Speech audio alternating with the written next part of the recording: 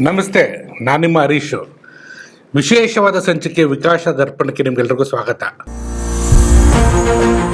Sir, ನಿಮ್ಮ rich ಎಕ್ಸ್ಪೀರಿಯನ್ಸಲ್ಲಿ ಈ Young ಅಡ್ವೊಕೇಟ್ಸ್ಗೆ ಏನು ಮೆಸೇಜ್ ಕೊಡೋಕ್ಕೆ ಇಷ್ಟಪಡ್ತೀರಾ? ಅವ್ರು ಹೆಂಗೆ ಈ ಒಂದು ಫೀಲ್ಡಲ್ಲಿ ಫ್ಲರಿಶ್ ಆಗಬೇಕು? ನೋಡಿ, this is advocacy is the only field. So one can be a human rights activist. See, you want to be a corporate lawyer or you want to be a human rights lawyer?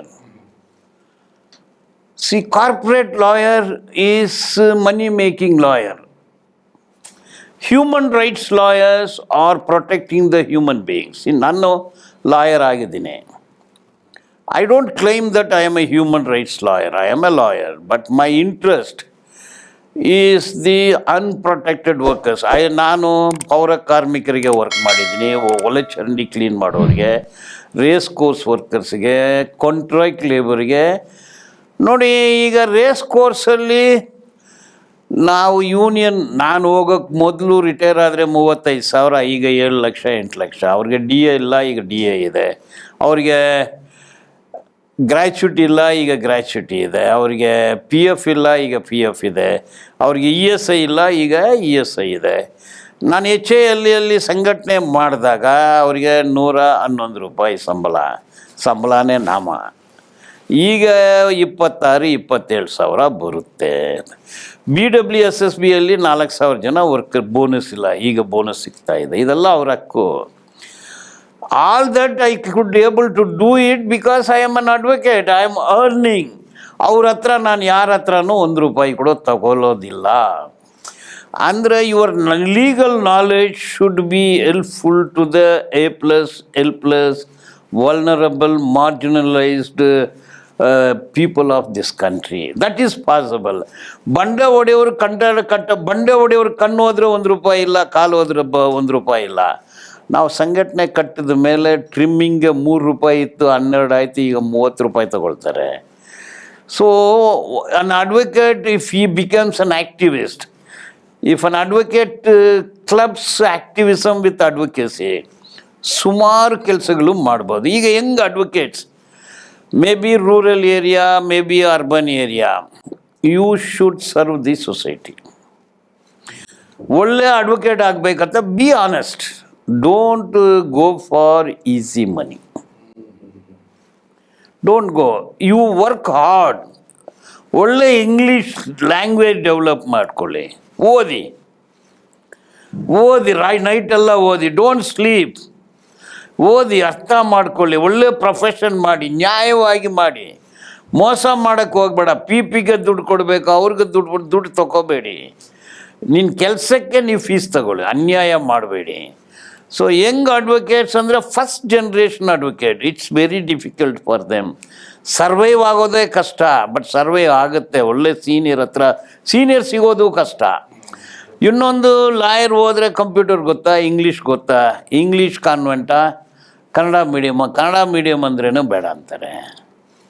ಅಂದರೆ ಸಿಟಿನಲ್ಲಿ compete ಮಾಡಬೇಕಂದ್ರೆ ನಿಮಗೆ language ಬೇಕು, ನಿಮಗೆ ಆ dedication, ಓದಬೇಕು, ಒಳ್ಳೆ lawyer ಆಗಬೇಕು, ಸಮಾಜಕ್ಕೆ ಕೆಲಸ ಮಾಡಬೇಕು, ಸೇವೆ ಮಾಡಬೇಕಂದ್ರೆ the sky is the limit. You can touch the sky, there is no limit in this. ಸುಮಾರು ಜನ ಫಸ್ಟ್ ಜನ್ರೇಷನ್ ಲಾಯರ್ಸು ಬೆಂಗಳೂರಿಗೆ ಬಂದು ಒಳ್ಳೆ ಲಾಯರ್ಸ್ ಆಗಿದ್ದಾರೆ. ಬಟ್ಟು ಲಾ ಓನ್ಲಿ ಏನಂದರೆ ಕೇಸ್ ಅಂದರೆ ಕಾಸು ಮಾಡೋದೇ ಮನಸ್ಸು. ಇವರೆಲ್ಲರೂ ಒಂದು ದಿನಸು. ಕೇಸು ಕೊಟ್ಟರೆ ಕಕ್ಷಿಗಾರರಿಗೆ ಲಾಸು, ಡೋಸು, ಗೂಸು. ಸೊ ದಿಸ್ ಕಾನ್ಸೆಪ್ಟ್ ಬಿಟ್ಬಿಡ್ಬೇಕು young lawyers. So you are a lawyer, you work for the society, you do law. So ಲಾಯರ್ಗೆ ಮಾತ್ರ ಕಂಟ್ರೋಲ್ ಇಲ್ಲ, ನೀವು ಎಕ್ಸಿಕ್ಯೂಟಿವ್ನಲ್ಲಿ ಇದ್ದರೆ ಕಂಟ್ರೋಲ್ಗಳಿದೆ. So lawyers should be lawyers, they should not be a liars. ಇದು ಒಳ್ಳೆ, you enjoy law, have fashion for law, love your practice, enjoy your practice and serve the society. So this is my suggestion. Sir, ಇವಾಗ ಇಷ್ಟೊಂದೆಲ್ಲ ಹೇಳ್ತಾ ಇದ್ದೀರಿ ನೀವು. System ಅಂತ ಯಾಕಿದೆ, government ಅಂತ ಯಾಕಿದೆ, rules ಅಂತೇನು, ರೆಗ್ಯುಲೇಷನ್ ಅಂದ್ರೇನು, ನಮ್ಮ ಕಾಪಾಡೋದಕ್ಕೋ ಅಥವಾ ನಮ್ಮನ್ನ ಕಟ್ಟಿಡೋದಕ್ಕೋ ಮಾಡಿರೋದು. ಏನಕ್ಕೆ ಅಂದರೆ ನೀವು ಸ್ಟ್ರಗಲ್ ಹೇಳ್ಕೊಂಬಂದ್ರಿ ಬರ್ತಿಂದ ಇಲ್ಲಿವರೆಗೂ ಎಷ್ಟು ಹೋರಾಟ ಮಾಡಿದ್ವಿ. ಯಾಕೆ ಹೋರಾಟ ಮಾಡಬೇಕು? ಏನಕ್ಕೆ ನಾವು ಎಲೆಕ್ಷನ್ಗೆ MLAಗಳನ್ನ ಅಪಾಯಿಂಟ್ ಮಾಡೋದು, ಗೌರ್ಮೆಂಟಾಗಿ ಫಾರಮ್ ಮಾಡೋದು? What is happening according to sir? ಈಗ constitutional morality, justice, liberty, fraternity, equality, equal protection of law, ಇದು ನಮ್ಮ ಕಾನ್ಸ್ಟಿಟ್ಯೂಷನ್ನಲ್ಲಿ ಇದೆ. ಸೆಕ್ಯುಲರ್, ಸೋಷಿಯಲಿಸ್ಟಿಕ್, ಡೆಮೋಕ್ರೆಟಿಕ್, ಇದೆಲ್ಲ ಪದಗಳು ಇದೆ. ಭಾರಿ ಚೆನ್ನಾಗಿದೆ. ಈಗ ಆರ್ಟಿಕಲ್ 12 to 35 ಅದು fundamental rights, equality before law, equal protection of law, and article 19 right of procession, protest, job, property, this all fundamental right. Article 21 right to life, Article 23, 24 right against exploitation, Article 25, 26, 27 religious right, freedom of religion, faith. One can preach, propagate, practice any faith or religion of his choice. Then cultural right, education, ಎಲ್ಲ rights ಇದೆ. ಮತ್ತು directive principles of state policy 36 to 51. So ಸಂಬಳ ಎಷ್ಟಿರಬೇಕು, ಕೂಲಿ ಎಷ್ಟಿರಬೇಕು, ಔಷಧಿ, ದವಾಖಾನ, ಇದೆಲ್ಲ ಬಗ್ಗೆನೂ ಇದೆ. ಕೂಲಿ ಎಷ್ಟು ಕೊಡಬೇಕು, ಇದೆಲ್ಲ ಇದೆ. 51A ಡ್ಯೂಟೀಸ್ ಬಗ್ಗೆ ಇದೆ. ನೋಡಿ, ಇದು ಭಾರಿ ಚೆನ್ನಾಗಿದೆ. ಈಗ equality before law, equal protection law, article 17 untouchability of any form is a punishable offence ಅಂದಿದೆ. ಇದೆಲ್ಲ ಕರೆಕ್ಟು. ಇನ್ನು ಯಾಕೆ ಕೇರಿ ಇದೆ, ಇನ್ನು ಯಾಕೆ ಊರಿದೆ, ಇನ್ನು ಅಗ್ರಹಾರ ಕೇರಿ ಯಾಕೆ ಹೊಂದಾಣಿಕೆ ಆಗಲಿಲ್ಲ? Then where is the equality? Bengaluru ಸುಂದರವಾಗಿದೆಲ್ಲ, MG road, brigade road, glittering. But ಬೆಂಗಳೂರಲ್ಲಿ ಸ್ಲಮ್ ಇದೆ. 44 ಲಕ್ಷ ಜನ ಸ್ಲಮ್ಮಲ್ಲಿ ಬಾಳ್ತಾ ಇದ್ದಾರೆ. ಅವರಿಗೆ ಶೌಚಾಲಯನೂ ಇಲ್ಲ, ಬೆಳಗ್ಗೆ ಕ್ಯೂ, ಎಲ್ಲದಕ್ಕೂ ಕ್ಯೂ. 10x10 ಮನೆ, ಅವರು ಭಾರತೀಯರ್ತಾನೆ, ಅವರು ಹಿಂದೂಕಳ್ತಾನೆ. Then equal protection of law ಎಲ್ಲಿದೆ? ಬೆಂಗಳೂರಲ್ಲಿ ಸ್ಕೂಲ್ ಇದೆ, ಇಂಟರ್ನ್ಯಾಷನಲ್ ಸ್ಕೂಲ್ ಇದೆ. ಮಕ್ಕಳು ಬೀದಿನಲ್ಲಿ ಬದುಕ್ತಿದ್ದಾರೆ, ಮಕ್ಕಳು ಇಂಟರ್ನ್ಯಾಷನಲ್ ಸ್ಕೂಲ್ಗೆ ಹೋಗ್ತಾರೆ. ಅಂದರೆ the society is so uneven. ಈಗ ಒಳಚರಂಡಿ ಕ್ಲೀನ್ ಮಾಡೋರು, ಗುತ್ತಿಗೆ ಪದ್ಧತಿ ಕೆಲಸ ಮಾಡೋರು, ಹೋಟ್ಲಲ್ಲಿ ಕೆಲಸ ಮಾಡೋರು, ಆಸ್ಪತ್ರೆಗಳಲ್ಲಿ ಕೆಲಸ ಮಾಡೋರು, ಗಾರ್ಮೆಂಟ್ಸಲ್ಲಿ ಕೆಲಸ ಮಾಡೋರು, ಗೌರ್ಮೆಂಟ್ ಆಫ್ ಇಂಡಿಯಾ ಎಷ್ಟು ಸಂಬಳ ಕೊಡ್ತಾರೆ? 10,000, 12,000. ನಿಮಗೆ ಮೆಟ್ರೋ ಸುಂದರವಾಗಿದೆ, ಬ್ಯೂಟಿಫುಲ್, ಕಲರ್ಫುಲ್, ವಂಡರ್ಫುಲ್. ಕಾರ್ಮಿಕರಿಗೆ ಟಿಯರ್ಫುಲ್, ಪೇಯ್ನ್ಫುಲ್. 10,000 ಸಂಬಳ ಏನು ಮಾಡೋಕ್ಕಾಗುತ್ತೆ? ಕಾಂಟ್ರಾಕ್ಟ್ ಲೇಬರ್ಸ್ಗೆ DA ಕೊಡಲ್ಲ. ಸಮಾನ ಕೆಲಸಕ್ಕೆ ಸಮಾನ ವೇತನ ಯಾಕೆ ಕೊಡಲ್ಲ? ನೀವು ವಿಧಾನಸೌಧ ಹೋದರೆ ಲಿಫ್ಟ್ ಆಪ್ರೇಟರ್ಗೆ ಎಷ್ಟು ಸಂಬಳ, ಟೈಪಿಸ್ಟಿಗೆ ಎಷ್ಟು ಸಂಬಳ, ಸ್ಟೆನ್ನೋಗೆ ಎಷ್ಟು ಸಂಬಳ, ಡ್ರೈವರ್ಗೆ ಎಷ್ಟು ಸಂಬಳ, ಕುಕ್ಗೆ ಎಷ್ಟು ಸಂಬಳ? ಎಲ್ಲ ಕಾಂಟ್ರಾಕ್ಟ್ ಪದ್ಧತಿಯಲ್ಲಿ. ಅಂದರೆ 95% ಕಾರ್ಮಿಕರಿಗೆ ಕೆಲಸದ ಭದ್ರತೆ, ಸಂಬಳದ ಭದ್ರತೆ, ಸಾಮಾಜಿಕ ಭದ್ರತೆ ಇಲ್ಲ. ನಿಮ್ಮ ಕನಿಷ್ಠ ವೇತನ 15,000 ಅಂದು ಕೊಡ್ತೀರಲ್ಲ, 15,000ದಲ್ಲಿ ಬೆಂಗಳೂರಲ್ಲಿ ಬಾಡಿಗೆ ಕಟ್ಟಿ, ಊಟ ಮಾಡಿ, ತಂದೆ ತಾಯಿಗೆ ಊಟ ಹಾಕಿ, ಮಕ್ಕಳನ್ನ ಓದಿಸಿ, ಒಳ್ಳೆಯದು ಕೆಟ್ಟದು ಮದುವೆ ಬರ್ತ್ಡೇ ಮಾಡೋಕ್ಕಾಗುತ್ತಾ? ಯಾವನವನು ಈ ರೇಟ್ ಫಿಕ್ಸ್ ಮಾಡಿದ್ದು? ಇಡೀ ಪ್ರಪಂಚದಲ್ಲಿ ಕಡಿಮೆ ಕೂಲಿ ಎಲ್ಲಿ ಅಂದರೆ ಭಾರತ ದೇಶದಲ್ಲೇ ಕಡಿಮೆ ಕೂಲಿ. ನಿಮಗೆ ಶೌಚಾಲಯ ಇಲ್ಲ, ಸ್ಕೂಲು, ಕಾಲೇಜು. ದುಡ್ಡಿದ್ರೆ ಮಾತ್ರ, ದುಡ್ಡಿಲ್ಲ ಅಂದರೆ ನಿಮ್ಮನ್ನು ಯಾರು ಸೇರಿಸ್ಕೊಳ್ತಾರೆ? ಒಂದು ಮಗು 5 ಸ್ಟಾರ್ ಹೋಟ್ಲಿಗೆ ಹೋಗುತ್ತೆ, ಒಂದು ಮಗು 3 ಸ್ಟಾರ್ ಹೋಟ್ಲಿಗೆ ಹೋಗುತ್ತೆ, ಒಂದು ಮಗು ಬೀದಿನಲ್ಲಿ ಭಿಕ್ಷೆ ಬೇಡುತ್ತೆ. ಸೊ ಇದು ಬರೀ human society, uneven society. Rolls Royce car ಇದೆ, ಸೈಕಲು ಇದೆ, ಸೈಕಲ್ ಇಲ್ದಿರೋರು ಇದ್ದಾರೆ. ಇದು ಅಂದರೆ 100 ಕೋಟಿ ಜನರು ಈ ದೇಶದಲ್ಲಿ. ಸ್ವತಂತ್ರ ಬಂದು ಆಯ್ತು 80 ವರ್ಷ. ಏನು 100 ಕೋಟಿ ಜನರಿಗೆ ಊಟ ಮಾಡೋಕ್ಕೆ ಗೊತ್ತಿಲ್ಲ, ಬಟ್ಟೆ ಹಾಕೋಕ್ಕೆ ಗೊತ್ತಿಲ್ಲ, ಚಪ್ಪಲಿ ಹಾಕೋಕ್ಕೆ ಗೊತ್ತಿಲ್ಲ, ಪ್ರಯಾಣ ಮಾಡೋಕ್ಕೂ ಗೊತ್ತಿಲ್ಲ, ಏನು ಬಟ್ಟೆ ಹಾಕ್ಬೇಕು ಅನ್ನೋದು ಗೊತ್ತಿಲ್ಲ, ಯಾವ ಸ್ಕೂಲಲ್ಲಿ ಓದಬೇಕು ಅನ್ನೋದು ಗೊತ್ತಿಲ್ಲ. ಇಂಥ ಒಂದು ಬಿರಿಯಾನಿ ಸಿಗುತ್ತೆ, ಕಬಾಬ್ ಸಿಗುತ್ತೆ, ಫಿಶ್ ಇದೇ ಗೊತ್ತಿಲ್ಲ. ನೀವು 10,000 ಸಂಬಳ ಕೊಟ್ಟರೆ ಏನು ತಿಂತಾರೆ? ಅಂದರೆ ಸಮಾಜ ಸಂವಿಧಾನದ ಪರವಾಗಿ ಹೋಗ್ತಾ ಇಲ್ಲ, ಸಮಾಜ ಸಮಾನತೆಯಾಗಿ ಹೋಗ್ತಾ ಇಲ್ಲ. ಇದು ಏನಾಗುತ್ತೆ ಅಂದರೆ ಹುಟ್ಟಿದಾಗಲೇ ಶ್ರೇಷ್ಠತೆ, ಹುಟ್ಟಿದಾಗಲೇ ಕೀಳು. ಅಂದರೆ ಒಂದು 7% ಜನರು ಇಡೀ ದೇಶದ ಸಂಪತ್ತನ್ನು ಮಜಾ ಮಾಡ್ತಾರೆ. 5% ಜನರ ಹತ್ರ ಎಲ್ಲ ಇದೆ, 95% ಜನರ ಹತ್ರ ಏನೂ ಇಲ್ಲ.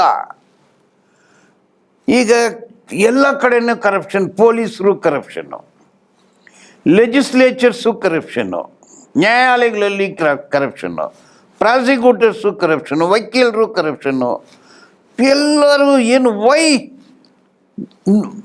So immoral, so inequality. ಈಗ ಕೆಲವ್ರ ಹತ್ರ ಕೋಟ್ಯಾಂತರ ರೂಪಾಯಿ ಇದೆ, ಕೋಟ್ಯಾಂತರ ಜನರ ಹತ್ರ ದುಡ್ಡೇ ಇಲ್ಲ, ಹಸಿವನ್ನ ಜನ. The hungriest people live in India, poorest people live in India, poverty stricken people, more people live in India, uneducated, unemployed, lowly paid, malnourished children, anemic mothers. ನೀವು ಏನು ಹೇಳ್ತೀರಾ? ಒಂದು ಹಳ್ಳಿನಲ್ಲಿ ಕಾಲು ಹೊಡೆದೋದ್ರೆ 50 ರೂಪಾಯಿ ದುಡ್ಡು ಇಲ್ಲದೆ ಆಸ್ಪತ್ರೆಗೆ ಹೋಗೋಕ್ಕಾಗೋದಿಲ್ಲ. ಸೊ ಇದು ಈ ಜುಡಿಷಿಯರಿ, ಎಕ್ಸಿಕ್ಯೂಟಿವ್, ಲೆಜಿಸ್ಲೇಚರ್ ಅವ್ರ ಕೆಲಸನ ಮಾಡ್ತಾ ಇಲ್ಲ. ಅಂಬೇಡ್ಕರ್ ಅವರು ಹೇಳಿದರು ರೆಪ್ರೆಸೆಂಟೇಟಿವ್ ಡೆಮೋಕ್ರಸಿ ಅಂದರು. ಅಂದರೆ ಎಲ್ಲ ಕಮ್ಯುನಿಟಿಗೆ ಈಕ್ವಲ್ ರೆಪ್ರೆಸೆಂಟೇಷನ್ ಬೇಕು ಅಂದರು. ಆದರೆ ಇಲ್ಲಿ 3 ಕಮ್ಯುನಿಟಿಗೆ ಮಾತ್ರ ಎಲ್ಲ ರೆಪ್ರೆಸೆಂಟೇಷನ್ ಸಿಗುತ್ತೆ. ಸೊ ಇದು ಅನ್ಈವನ್ ಸೊಸೈಟಿ. ಇದನ್ನು ಹೆಂಗೆ ನೀವು ನ್ಯಾಯಾಲಯದಲ್ಲಿ ಹೋಗಿ ಪೆಟಿಷನ್ ಹಾಕಿ ನ್ಯಾಯ ಕೇಳೋಕ್ಕಾಗತ್ತಾ? ನನಗೆ 50,000 ರೂಪಾಯಿ ಸಂಬಳ ಬೇಕು ಅಂತ ಹೋಗೋಕ್ಕಾಗತ್ತಾ? ನನಗೆ ಹಾರ್ಟ್ ಆಪ್ರೇಷನ್ಗೆ ಕೋರ್ಟಲ್ಲಿ ಹೋಗಿ ಡೈರೆಕ್ಷನ್ ತೊಗೊಂಬರೋಕ್ಕಾಗತ್ತಾ? ನನ್ನ ಮಗನಿಗೆ ಲಾ ಕಾಲೇಜಲ್ಲಿ ಸೀಟ್ ಸಿಗಬೇಕು ಅಂತ ಹೋಗೋಕ್ಕಾಗತ್ತಾ? ಈಗ ನೀಟು ಏನೋ ತಂದು ಏನು ಹಿಂದುಳಿದವರು, ದಲಿತರು, ಆದಿವಾಸಿಗಳು, ಈಗ ನೋಡಿ ಕಾಡು, ಪರಿಸರ, ಪಕ್ಷಿಗಳು, ಪ್ರಾಣಿಗಳು, ಬೆಟ್ಟಗಳು, ನೀರು, ಅದರ ಜೊತೆ ಮನುಷ್ಯರು, ಅದರ ಒಳಗಡೆ ಮಿನರಲ್ಸ್, ಖನಿಜಗಳು, ಇದನ್ನು ಒಪ್ಪಂದ ಮಾಡ್ಕೊಂಡ್ಬಿಡ್ತಾರೆ. ಟಾಟಾ, ಜಿಂದಾಲ್, ಫಾರಿನ್ ಕಂಪ್ನೀಸು ಅಲ್ಲೋಗಿ ಆ ಬೆಟ್ಟದ ಒಳಗಡೆ ಇರೋ ಚಿನ್ನ, ಬೆಳ್ಳಿ, ಡೈಮಂಡು, ಗ್ರನೈಟು ಎಲ್ಲನೂ ಯುರೇನಿಯಂ ಲೂಟಿ ಮಾಡೋಕ್ಕೆ ಹೋಗಿದ್ದಾರೆ. ಅಲ್ಲೋಗಿ ಬ್ಲಾಸ್ಟ್ ಮಾಡಬೇಕಂದ್ರೆ ಮರಗಳನ್ನ ಕಟ್ ಮಾಡಬೇಕು. ಮರಗಳನ್ನ ಕಟ್ ಮಾಡಿದ್ರೆ ಪಕ್ಷಿಗಳು ಸತ್ತೋಗುತ್ತೆ, ಪ್ರಾಣಿಗಳು ಸತ್ತೋಗುತ್ತೆ, ಮತ್ತು ಅಲ್ಲಿರೋ ಆದಿವಾಸಿಗಳನ್ನ ಕೊಳ್ತಾರೆ, ಬೆಟ್ಟಗಳನ್ನ ಬ್ಲಾಸ್ಟ್ ಮಾಡ್ತಾರೆ, ನೀರು ಕೆಟ್ಟೋಗುತ್ತೆ, ಪರಿಸರ ಕೆಟ್ಟೋಗುತ್ತೆ. ಇದು ನಮ್ಮ ಭೂಮಿ ಬಿಡೋದಿಲ್ಲ ಅಂದರೆ ನೀವು ಫೋರ್ಸನ್ನು ಕಲಿಸಿ ಅಲ್ಲಿ ಸಾಯಿಸ್ತಾ ಇದ್ದಾರೆ. ಯಾರು ಫೈಟ್ ಮಾಡೋದು? ದಲಿತರು ಮನೆಗಳನ್ನ ನುಗ್ಗಿ ಹೊಡಿತಾರೆ, ದಲಿತರಿಗೆ ಕೆಲಸ ಇಲ್ಲ. ಈಗ ಕಾನೂನು ಬಂದು ದೇಶದ ಜನರು 200 ವರ್ಷ ಹಿಂದೆ ಹೋಗಿದ್ದಾರೆ, ಮುಂದೆ ಹೋಗಿಲ್ಲ. ನೀವು ಹೋಗಿ ನೋಡಿ 10,000 ರೂಪಾಯಿಯಲ್ಲಿ, ಜಸ್ಟ್ ಇಮ್ಯಾಜಿನ್. ನಾನು ಆಸ್ಪತ್ರೆಯಲ್ಲಿ ಅಡ್ಮಿಟ್ ಆಗಿದ್ದೆ, ಎಲ್ಲಿ ಜೈನ್ ಆಸ್ಪತ್ರೆಯಲ್ಲಿ. ನನ್ನನ್ನು ಹಾರ್ಟ್ ಎಲ್ಲ ಚೆಕ್ ಮಾಡಬೇಕು ಅಂದು ಒಂದು 40 ವಯಸ್ಸಿರಬೇಕು ಒಂದು ಮಹಿಳೆ ವೀಲ್ ಚೇರಲ್ಲಿ ನನ್ನ ಕೂರಿಸ್ಬಿಟ್ಟು ತಳ್ಕೊಂಡು ಹೋದ್ಲು. ನಾನು ಕೇಳಿದೆ, ಎಷ್ಟಮ್ಮ ಸಂಬಳ? 14,000. ಕೈಗೆ ಎಷ್ಟಮ್ಮ ಬರುತ್ತೆ? ಸರ್, PF, ESI 11,000 ಬರುತ್ತೆ. 1,000 ರೂಪಾಯಿ ನಾನು ಟ್ರಾನ್ಸ್ಪೋರ್ಟೇಷನ್ಗೆ ಖರ್ಚು ಮಾಡ್ತೀನಿ, ಬಾಡಿಗೆ ಎಷ್ಟಮ್ಮ 4,000 ಹೋದರೆ 6,000, ಮಕ್ಕಳು ಎಷ್ಟು ಜನ ಅಂದರೆ 3 ಜನ, ತಾಯಿ ಮಕ್ಕಳು 6,000ದಲ್ಲಿ ಗಂಡ ಸತ್ತೋದ. 6,000 ರೂಪಾಯಲ್ಲಿ 4 ಜನ 1 ತಿಂಗಳು ಸಂಸಾರ ಮಾಡೋಕ್ಕೆ ಆಗುತ್ತಾ? ಬಟ್ ಅದೇ ಸಂಬಳ. ಮತ್ತು ನಿಮ್ಮ ಸರ್ಕಾರ, labour ministry, home minister, chief minister ಏನು ಕಿತ್ಕೊಂಡಿದ್ದಾರ? ಏನು ಅವ್ರಿಗೆ ಗೊತ್ತಿಲ್ವಾ? ಇದೇ ಸಂಬಳದಲ್ಲಿ ಏನು ಬಾಳ್ತಾರೆ ಅಂತ ಗೊತ್ತಿಲ್ವಾ? ಏನು ಮಾಡ್ತಾ ಇದ್ದೀರಾ ನೀವು? ಕೋಟ್ಯಾಂತರ ರೂಪಾಯಿ ಲೂಟಿ ಮಾಡ್ತೀರಾ ನೀವು. ಎಷ್ಟು ನಿಮ್ಮದು ಆಸ್ತಿಗಳು? ಏನು ಬಟ್ಟೆ ಹಾಕ್ತೀರಾ? ವಲ್ಗಾರಿಟಿ ಅಲ್ವಾ? ನಿಮ್ಮ ಮದುವೆ 500 ಕೋಟಿ 1,000 ಕೋಟಿ ಕೊಟ್ಟು ಮದುವೆ ಮಾಡ್ತಿರಲ್ಲ. ಅವನು ಯಾವನೋ ಅಂಬಾನಿ ಮಗನಿಗೆ 6,000 ಕೋಟಿ ಖರ್ಚು ಮಾಡಿ ಮನುಷ್ಯನ ಅವನಿಗೆ ಪದ್ಮವಿಭೂಷಣ್ ಕೊಡ್ತಿರಲ್ಲ ನೀವು. 20,000 ಕೋಟಿಗೆ ಮನೆ ಕಟ್ತಾನೆ ಮನುಷ್ಯನ ಅವನು. ನೀವು 20,000 ಕೋಟಿಗೆ ಮನೆ ಕಟ್ಟಿದ್ದೀರಾ. ಬೀದಿನಲ್ಲಿ ಕೋಟ್ಯಾಂತರ ಜನ ಬೀದಿದಲ್ಲಿ ಬಾಳ್ತಾ ಇದ್ದಾರೆ. ಅವರು ಭಾರತೀಯರು ತಾನೆ? ನಿಮ್ಮ ಭಾಷೆಯಲ್ಲಿ ಅವರು ಹಿಂದೂಗಳು ತಾನೆ? ಏನು ಸಂಬಳ ಕೊಡ್ತೀರಾ? ಏನು ವ್ಯವಸ್ಥೆ ಮಾಡಿದ್ದೀರಾ? ಎಜುಕೇಷನ್ ಎಲ್ಲಿ? ಔಷಧಿ ಆಸ್ಪತ್ರೆ ಎಲ್ಲಿ? ರೈಟ್ ಟು ಲಿವ್ ಎಲ್ಲಿ? ರೈಟ್ ಟು ಈಕ್ವಾಲಿಟಿ ಎಲ್ಲಿ? ಕೆಲವರು ಮಾತ್ರ ಮಜಾ ಮಾಡ್ತಾರೆ, ಬೇರೆಯವರೆಲ್ಲ ಸಾಯ್ತಾ ಇದ್ದಾರೆ. ಇದರಲ್ಲಿ ಏನು ದಾರಿ? ಕೋರ್ಟ್ಗೆ ಹೋಗೋಕ್ಕಾಗುತ್ತಾ? ವಿಧಾನಸೌಧಕ್ಕೆ ಹೋಗೋಕ್ಕಾಗುತ್ತಾ? ಇಲ್ಲ ಮನವಿ ಕೊಡೋದಾ SP ಹತ್ರ, ಕಮಿಷ್ನರ್ ಹತ್ರ? ನಾನು ಸುಮಾರು ಕಮಿಷ್ನರ್ಗಳ ಹತ್ರ ಏನು ಗರ್ವ ಮಾತಾಡ್ತಾರೆ. ಒಂದು ಬೋನಸ್ ಕೊಡಯ್ಯ ಅಂದರೆ ನಮ್ಮ ಹತ್ರ ಮಾತಾಡಿದ್ರೆ ಕೆಲಸದಿಂದ ತೆಗೆದುಬಿಡ್ತಾರೆ. DA ಕೊಡಿ ಅಂದರೆ ಕೆಲಸದಿಂದ ತೆಗೆದುಬಿಡ್ತಾರೆ. ಇದು ನಮ್ಮ ಶ್ರಮವನ್ನೇ ಕಳ್ಳತನ ಮಾಡ್ತಾರೆ. ಇಡೀ ಕಳ್ಳರು ಅಧಿಕಾರಕ್ಕೆ ಬಂದುಬಿಟ್ಟಿದ್ದಾರೆ. ಜೋಪಿಡಿ ರಾಜ್ಯ ಇದು. ಏನು ರಾಜ್ಯ ಮಾಡ್ತೀರಾ ನೀವು? ನಾಚಿಕೆ ಇಲ್ಲ ನಿಮಗೆ? ಜನ ಸಾಯ್ತಾ ಇದ್ದಾರೆ, ನೀವು ಮಜಾ ಮಾಡ್ತಾ ಇದ್ದೀರಲ್ಲ. ಏನು ಮಾಡ್ತಾ ಇದ್ದೀರಾ ನೀವು? ನಿನ್ನ ವಾಚಿ ಎಷ್ಟು? ನೀವು ಕುಡಿಯೋ ನೀರು ಎಷ್ಟು? ನೀವು ತಿನ್ನೋ ಊಟ ಎಷ್ಟು? ನೀವು ಎಷ್ಟು ಮನೆಗಳಿದೆ? 500 ಕೋಟಿ ರೂಪಾಯಿಗೆ ಮನೆ ಖರೀದಿ ಮಾಡ್ತೀರಲ್ಲ ಮಂತ್ರಿಗಳು. 500 ಕೋಟಿ ಏನಯ್ಯ ಮಾಡ್ತೀವಿ? What is your mind set? ಒಂದು ಚಿಂತನೆ ಹೆಂಗಿದೆ ನಿನಗೆ? ಇಷ್ಟೊಂದು ಆಸ್ತಿ ಯಾಕೆ ಮಾಡ್ತೀರಾ ನೀವು? ಪ್ರತಿ ಮಂತ್ರಿಗಳು ಬಿಸ್ನೆಸ್ ಮಾಡ್ತೀರಲ್ಲ. ಯಾರು ಬಿಸ್ನೆಸ್ ಮಾಡೋದಿಲ್ಲ? ಒಂದು ಕಡೆ ಬಿಸ್ನೆಸ್ಸು, ಇನ್ನೊಂದು ಕಡೆ ರಾಜಕೀಯ ಬಿಸ್ನೆಸ್ಸು, ಹಣ, ಅಧಿಕಾರ, ಐಷಾರಾಮಿ ಜೀವನ. ಎಷ್ಟು ಜನಕ್ಕೆ? ಅದರಿಂದ ಎಲ್ಲಿ ಹೋಗೋಕ್ಕೆ ಹೇಳ್ತೀರಾ? ಹೋರಾಟ ಬಿಟ್ಟರೆ ಬೇರೆ ಏನಾದರೂ ದಾರಿ ಇದ್ದರೆ ಹೇಳಿ. ನೀವು ಹೇಳ್ತಾ ಇದ್ರೆ ರಕ್ತ ಕುದೀತಾ ಇದೆ. ಸಿಬಿಲ್ ಅಂತ ಇದೆ ನಮಗೆ, ಬ್ಯಾಂಕ್ ಲೋನಲ್ಲಿ ಸಿಗಬೇಕಾದ್ರೆ ಸಿಬಿಲ್ ರೇಟಿಂಗ್ ಇದೆ. ಈ ಪೊಲಿಟಿಷಿಯನ್ ರೇಟಿಂಗ್ ಕೊಡೋಕ್ಕಾಗಲ್ವಾ? ಏನಾರು ಆ್ಯಕ್ಷನ್ ತೊಗೊಳಕ? ಏನಾರು ಸಿಬಿಲ್ಲು ನೋಡಿ, ಈಗ ಆಸ್ಟ್ರೇಲಿಯಾ ಹೋಗ್ತಾರೆ, ಜೊತೆಯಲ್ಲೇ ಅದಾನಿನ ಹಾಕ್ಕೊಂಡು ಹೋಗ್ತಾರೆ. ಓವರ್ ಫೋನ್ 6,000 ಕೋಟಿ ಲೋನ್ ಸ್ಯಾಂಕ್ಷನ್ ಆಗುತ್ತೆ. ವಿಜಯ್ ಮಲ್ಯ ದುಡ್ಡು ಹೊಡ್ಕೊಂಡು ಹೋದ. 25 ಲಕ್ಷ ಕೋಟಿ ಮನ್ನಾ ಮಾಡಿದ್ದೀರಾ. ಈಗ ಡಿಮಾನಿಟೈಸೇಷನ್ ಅಂದು ಮಾಡಿ ಎಲ್ಲ ದುಡ್ಡು ಬ್ಯಾಂಕಿನಲ್ಲಿ ಇಟ್ಟು ಈಗ ಕಾರ್ಪೊರೇಟ್ಗೆ ಕೊಡ್ತಾ ಇದ್ರೆ ಇದು it's a corporate Raj, it's a ಲೂಟಿ ರಾಜ್. ಇದ್ರಲ್ಲಿ ಸಿಬಿಲ್ ಇದೆ, ಲೋನ್ಗಳು ಕೊಡ್ತಾ ಇದ್ದೀರಾ. ಬರೀ ದುಡ್ಡನ್ನು ಕೆಲವರು ಹ್ಯಾಂಡಲ್ ಮಾಡ್ತಾ ಇದ್ರು, ಎಲ್ಲ ಪ್ರೈವೇಟು. ಬ್ಯಾಂಕಲ್ಲಿ ಕೆಲಸ ಒಂದು ಕಾಲದಲ್ಲಿ ಬ್ಯಾಂಕಲ್ಲಿ ಕೆಲಸ ಸಿಕ್ಕಿದ್ರೆ ಸಂತೋಷ. ಈಗೆಲ್ಲನೂ ಕಾಂಟ್ರಾಕ್ಟ್ ಸಿಸ್ಟಮ್ ಬ್ಯಾಂಕಲ್ಲಿ, ಎಲ್ಲ ಫಾರಿನ್ ಬ್ಯಾಂಕ್ ಕೊಟ್ಬಿಟ್ಟಿದ್ದೀರಾ. ಇಡೀ ದೇಶನೇ ಲೂಟಿ ಹೋಗ್ತಾ ಇದೆ. ಈಗ ನಿಮ್ಮ system is for loot. So ಇದು ಕಾರ್ಪೊರೇಟ್ ಬ್ರಾಹ್ಮಣಿಕಲ್ ಫ್ಯಾಸಿಸ್ಟ್ ಮಿಲಿಟ್ರಿಗೆ ಸ್ಟೇಟ್. ಇದು ಹೋರಾಟನೇ ಮಾಡೋಕ್ಕಿಲ್ಲ. ಬೆಂಗಳೂರಲ್ಲಿ ನೀವು ಮೆರವಣಿಗೆನೇ ಹೋಗ್ಬಾರ್ದಂದು ಆದೇಶ ಆಗಿಬಿಟ್ಟಿದೆ. ಮತ್ತು ಎಲ್ಲೋಗಿ ಹೇಳ್ಕೊಳ್ಳೋದು ನಾವು ಹೋರಾಟನೇ ಮಾಡಬಾರ್ದಂದ್ರೆ ಮತ್ತೆ ನೀವು ಕೋಲಿ ನೀನು ಕೂಲಿನೇ ಕೊಡಲ್ಲ, DA ಕೊಡಲ್ಲ, ನೀನು ಕಾನೂನನ್ನು ಉಲ್ಲಂಘನೆ ಮಾಡೋದು ನೀನು. ನನ್ನ ಕೂಲಿ ಕೊಡಿ ಅಂದರೆ ನನ್ನ ಮೇಲೆ ಕೇಸ್ ಹಾಕ್ತೀರಾ? ಏನು ಆಡಳಿತ ಇದು?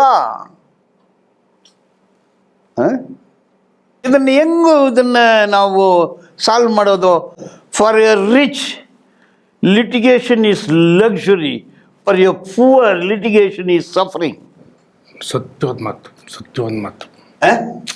For A rich everything is pleasure, for poor everything is suffering. ದೇಶ ಭಾರಿ ಚೆನ್ನಾಗಿದೆ, ಬ್ರಿಗೇಡ್ ರೂಟ್ ಚೆನ್ನಾಗಿದೆ, ಇದು ಎಲ್ಲ ಕೂಡ ಶ್ರೀಮಂತರು, ವಂಡರ್ಫುಲ್ಲು, ಬ್ಯೂಟಿಫುಲ್ಲು, ಕಲರ್ಫುಲ್ಲು. ಆದರೆ ಈ ದೇಶದ ಜನ ಪೇನ್ಫುಲ್ಲು, ಟಿಯರ್ಫುಲ್ಲು, ಎಲ್ಲಾನು ಫುಲ್ಲೇ. In the island of prosperity, ocean of poverty and suffering. ಅದನ್ನು ಯಾರು ಎಷ್ಟೋ ಪ್ರಧಾನಮಂತ್ರಿಗಳು ಬಂದಿದ್ರ, A party, B party, C party, ಯಾವ ಪಾರ್ಟಿನೂ ಏನೂ ಮಾಡೋಕ್ಕಾಗಲಿಲ್ವಲ್ಲ. ಯಾವ ಪಕ್ಷನೂ ಏನೂ ಮಾಡೋಕ್ಕಾಗಲಿಲ್ಲ. ದೇರ್ ಈಸ್ ಡೆವಲಪ್ಮೆಂಟ್ ಅನ್ನೋದು 10% ಜನರಿಗೆ ಮಾತ್ರ.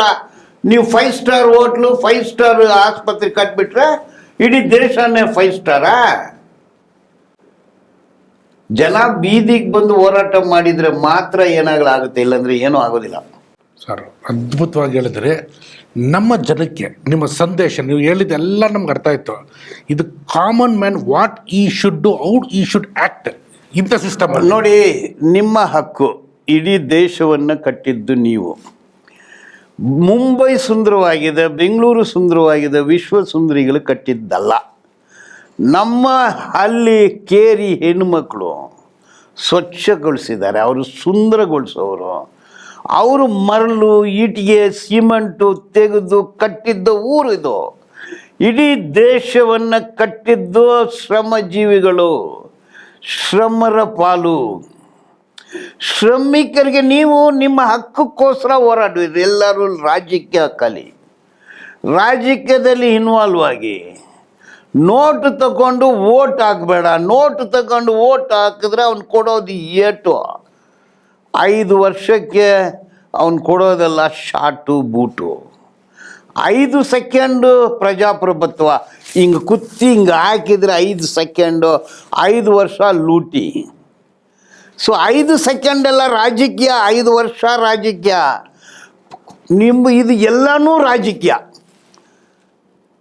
ಈ ಆಸ್ಪತ್ರೆ, ಅಂತಸ್ತು, ಐಷಾರಾಮಿ ಜೀವನ, ಊಟ ಎಲ್ಲನೂ ರಾಜಕೀಯ. ನಿಮ್ಮ ರಾಜಕೀಯ ದುಡಿಯುವ ವರ್ಗದ ರಾಜಕೀಯ, ಶ್ರಮದ ಜೀವಿಗಳ ರಾಜಕೀಯ, ಒಂದು ಸಮಾನತೆ ಆಡಳಿತ, ಒಂದು ರಾಜಕೀಯ. ರಾಜಕೀಯ ರಾಜಕೀಯ ರಾಜಕೀಯ ಅಂದರೆ ಹೋರಾಟ, ಹೋರಾಟ, ಹೋರಾಟ.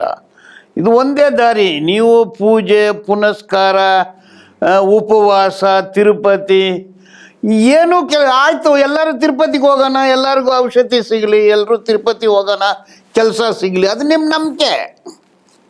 ಬಟ್ ಪೂಜೆ ಪುನಸ್ಕಾರದಲ್ಲಿ ಏನೂ ಆಗೋದಿಲ್ಲ. ನಿನ್ನ ಶ್ರಮ, ನಿನ್ನ ಕೈ, ನಿನ್ನ ಹಕ್ಕು, ನಿನ್ನ ದೇಶ, ನೀವು ಕಟ್ಟಿರೋ ದೇಶ, ನಿಂದು ಭೂಮಿ ಇದು. ನಿನ್ನ ಭೂಮಿನ ಕಾಪಾಡಲು ನೀವು ಹೋರಾಟ ಮಾಡಬೇಕು, ನೀವು ರಾಜಕೀಯ ಕಲಿಬೇಕು. ನೀವು ಸುಮ್ಮನೆ ದುಡ್ಡು ತಗೊಂಡು ವೋಟ್ ಹಾಕಿದರೆ ನಿನ್ನ ಪರಿಸ್ಥಿತಿ ಹಿಂಗೆ ಇರುತ್ತೆ. ಈ ದರೋಡೆಗಾರರನ್ನು ನಂಬೇಡ ಅಂತೀನಿ ನಾನು. ಸೊ ಸರ್ ಏನು ಹೇಳ್ತಾರೆ ಅಂದರೆ, you should take the ownership and responsibility and act. So ಆ ನಿಟ್ಟಿನಲ್ಲಿ ಇವತ್ತು ಸರ್ ಕೊಟ್ಟಿರೋಂಥ ಇನ್ಪುಟ್ಸ್ ಇದೆ ಅಲ್ಲ, I am telling you one of the best in Vikasa Darpana show ಅಲ್ಲಿ. ಸರ್ ನಿಜ ಹೇಳ್ತಾ ಇದ್ದೀನಿ, ನೀವು ಹೇಳ್ತಾ ಇದ್ರೆ ನನಗೆ ಒಂಥರ ರಿಯಲ್ ಲೈಫ್ ಹೀರೋ ಕೂತಿದ್ದಾರೆ. ಕೇಳೋದಕ್ಕೆ ಚೆನ್ನಾಗಿದೆ, ನಡ್ಕೊಂಡು ಹೋಗೋದಿದ್ದಲ್ಲ ಈ ದಾರಿ, very struggle. Sir hats off to you sir. ನಿಮ್ಮ ಜೊತೆ ನಾವಿದ್ದೀವಿ, ನಮ್ಮ ವೀಕ್ಷಕರು ಇದ್ದಾರೆ. ನಮ್ಮದು ಏನೇ ಸಮಸ್ಯೆ ಇದ್ರೆ, ವೀಕ್ಷಕರ ಸಮಸ್ಯೆ ಬಂತು ಅಂದರೆ ತಮ್ಮನ್ನು ಕಾಂಟ್ಯಾಕ್ಟ್ ಮಾಡ್ತೀವಿ. ತಮ್ಮ ಸಪೋರ್ಟ್ ಬೇಕು sir. We are with you sir. Thank you, thank you. So ಇಷ್ಟು ಈ ಮಾತು ಹೇಳ್ತಾ ಈ ವಿಶೇಷವಾದಂಥ ಸಂದರ್ಶನಕ್ಕೆ ಸರ್ ಧನ್ಯವಾದಗಳು ಸರ್. ಧನ್ಯವಾದಗಳು. Thank you, thank you.